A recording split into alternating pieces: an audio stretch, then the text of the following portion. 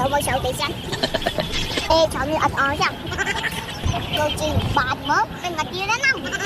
Mình là ạch khuyên. Mơ sợ mơ ạch ấy.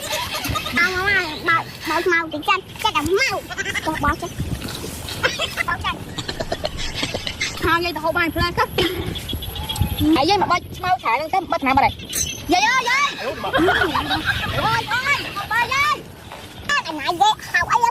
Ơi ơi, chạy nó mà tao hô bài. Hả? Chạy nó nè. Đâu nè. Chạy ra tao hô bài. Tao lấy tầm lấy cái đó được. Đâu nè. Ê nhầm vào bao miệng. Đâu nè. Nè. Qua năng tay rồi mà hôn thôi. Coi tao à.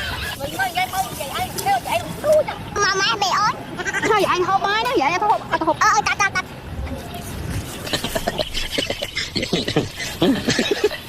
Đấy. Mất. Nè không nói. Rồi tao giờ mày dây nè, ngồi tao giờ nó nè. Ha mẹ tao. Hả nè. Mẹ tao dây đó, tao dây đó. Hả anh này nào pa năng coi bao trời ta. Mẹ tao dây đó, quay tao. Hả? Anh không coi tao nói đâu. Lo tao không tay ấy nó gì? Mơ đoạn kia. Tại gì? Ôi tao nung lên quá. Trời ơi, Quỳnh Hoàng chị vô tao. Dây đó, Ta. Không phải vô.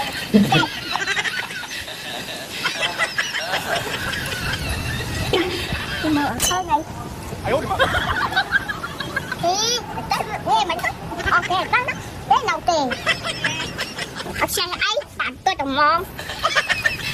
Vậy ăn cái dây. Mà. Ê hồi. Ê ôi như sao tiếp tạo thuộc như mau. Thế đặt đi thôi á.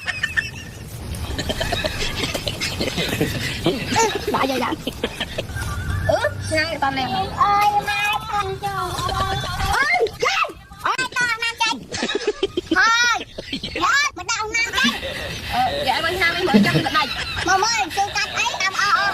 Bánh xe. Tình ca. Mơ mở đó. Chăm lên. Bánh xe. Mòn. Pre. Tây cái nhai mấy. Bố khăn bố đấy. Hai tàu nãy vô bố tao mặn đau luộc của bố mẹ. Ấp hả? Tôi xa. Hai tàu xa xe của bố bay mặn.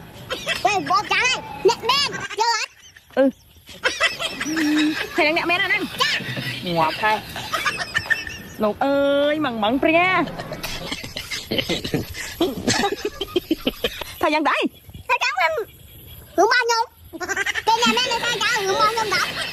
Ngọt hai. Còn thô. Trăm nên hưởng bao nhà ai nhà đó?